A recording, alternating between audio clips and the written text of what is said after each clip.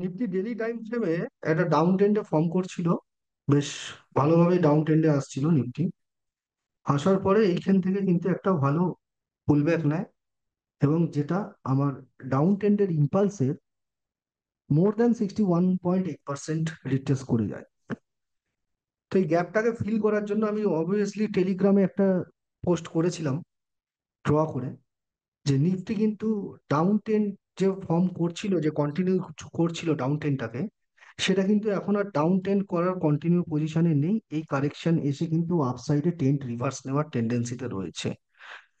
তো ইনিশিয়াল স্টেজে গ্যাপটাকে, যে গ্যাপ আপ ওপেন করেছিল, এই গ্যাপটাকে ফিল করলো। ফিল করার পরে কিন্তু নিফটি ওপরে আপসাইডের দিকে একটা মুভমেন্ট নেওয়ার টেন্ডেন্সিতে রয়েছে। আমরা একবার ফিবোনাকি দিয়ে রিট্রেসমেন্টটাকে চেক করে নেব।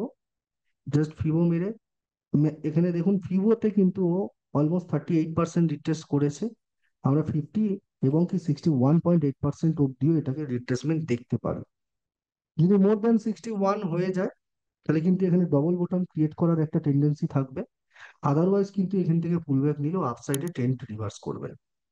তো আমাদের টেলিগ্রামটাকে ফলো করুন।